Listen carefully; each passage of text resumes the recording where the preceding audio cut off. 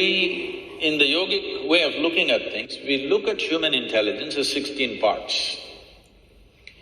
Out of the 16 parts, to make it simpler, we can make it into 4 categories.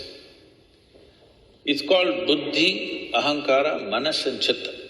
Buddhi means the intellect, it's the front end.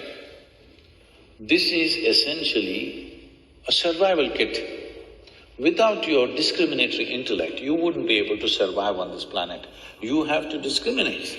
Now here a deer came and here an elephant came, you should know which way to go, otherwise you wouldn't survive. Discrimination is constantly on, which is keeping you alive right now. Otherwise you wouldn't know whether to walk into the… whether to walk on the sidewalk or… He knows. The next dimension is called Ahamkara. Ahamkara means identity. What kind of identity you fix, that is how your intellect will work. Right now you sit here and say, I'm an American. This thinks and acts like an American all the time. Or I say, I'm an Indian. It thinks and acts like an Indian. In India, there's a classic thing happening in our own generation. It was all one nation. Somebody drew a line and said, this is India, this is Pakistan. Suddenly, some line that somebody drew and nobody knows where exactly the damn line is, still the dispute is going on.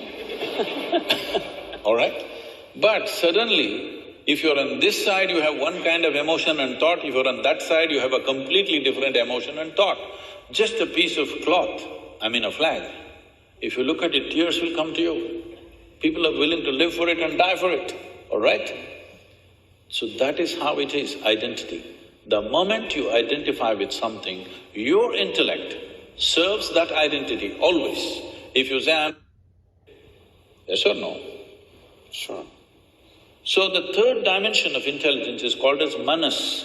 This Manas is the silo of memory, which we were talking about, 8 different dimensions of memory: elemental memory, atomic memory, evolutionary memory, genetic memory, karmic memory, inarticulate memory, articulate memory and conscious memory. 8 dimensions of memory, everything that's happened from the beginning of creation here on this planet, from amoeba to now, everything, the memory of it is there in the body in some form. And every day you are using this memory in an unconscious way. You are using this memory, otherwise if you forget one day, suddenly you may start going like a reptile. No, it remembers the entire evolutionary process. And do not underestimate this, now that you also said us, that's what is happening in the world today. The 4th dimension of intelligence is called Chitta. This is unsullied by memory. This is an intelligence unsullied by memory. There is not an iota of memory in this.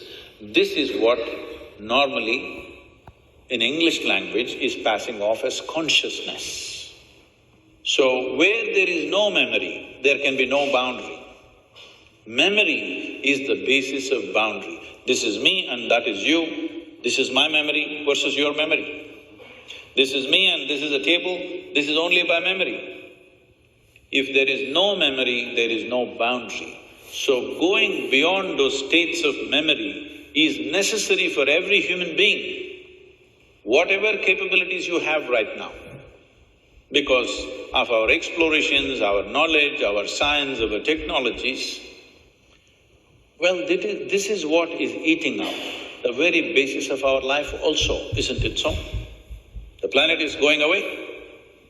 We have no solution for that, but we're going on simply because we have explored bits and pieces without grasping the entire dimension of what it is. Consciousness means that you went beyond the boundaries of your memory and grasped life as it is.